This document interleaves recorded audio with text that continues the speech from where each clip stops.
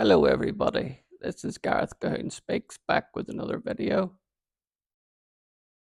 I'd like you to look up my website where I post all the news, good news about Israel, and it's www.garethcahoon.co.uk or Gareth Cahoon Speaks.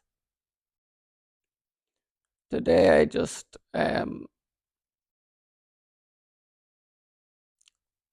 watched an old video of the representative of Israel at the United Nations and his scathing rebukes of the inaction of the United Nations to even condemn October 7th.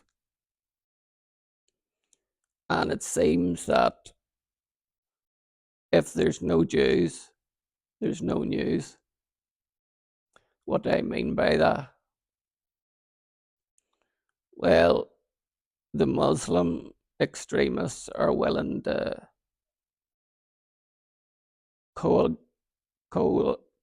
together to come against Israel, who was living at peace with their neighbours up before October 7th and was, we call it the peace. They were getting rockets fired in every fart's end, and they were coming out and trying to kill as many Jews in Israel as possible. But Israel didn't do anything. Israel just tried to keep the peace and keep a level head on the situation.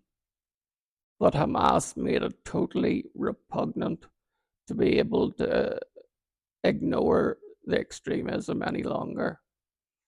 But therefore, where do we get the statement, no Jews, no news? Well, there is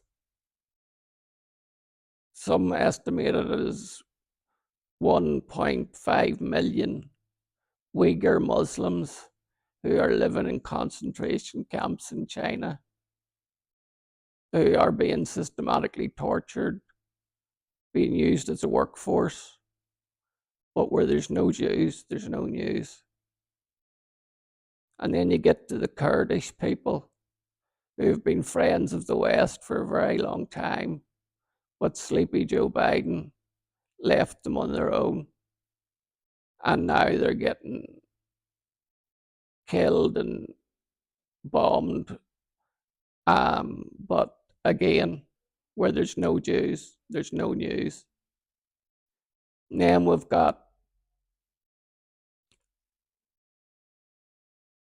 the Syrian situation where the West collaborated together to come out in a force and to get rid of ISIS and their ideology within Israel and the wider Middle East and the world.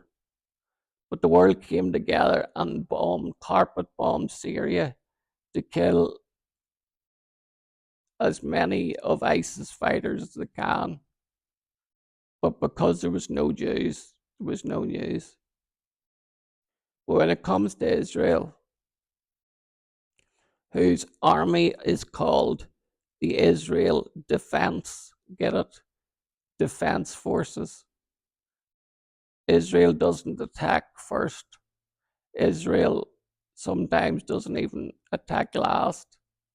Israel is forced to go in the middle, where she's damned if she does and damned if she doesn't.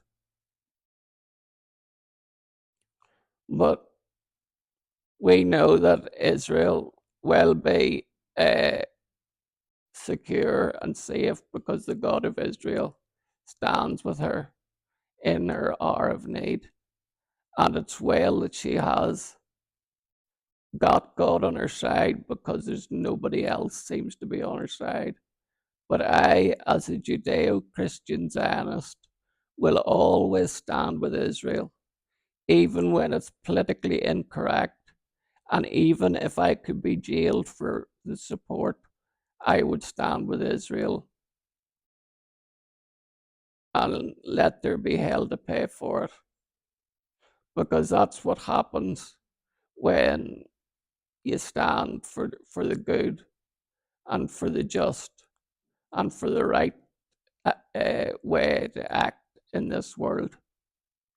We have seen GP doctors in the United Kingdom openly call for jihad in the streets of London, and he was able to work for something like 12 years as a GP while doing that.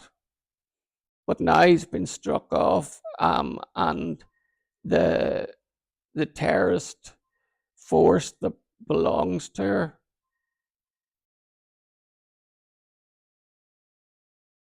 him, the GP, has been designated as a terrorist organization, and he was the head. So that's why I will always stand with Israel and pray for the Palestinians. And yes, there is innocent Palestinians being killed. There is, and I feel so sorry for every single one of those mothers who bury their kids.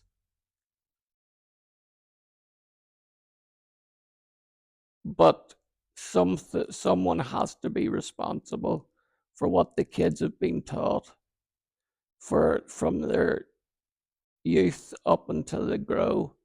They're fed on the diet of jihad. No other prospects for them for jihad. You see, the wider Muslim world won't take them in because they know that if they let the extremists into their borders, their cities would be overrun. It's just a pity that our Western nations didn't have that common sense too, because we have been infiltrated by thousands of fighting age men who come to our borders to sidestep our laws and to look for the Muslim law, which no democracy can put up with. Sharia law, we cannot do it. Our country needs to be free, free, free indeed. So that's all that I've got for today on Israel, but come back soon for another video. Shalom, Maranatha, hallelujah.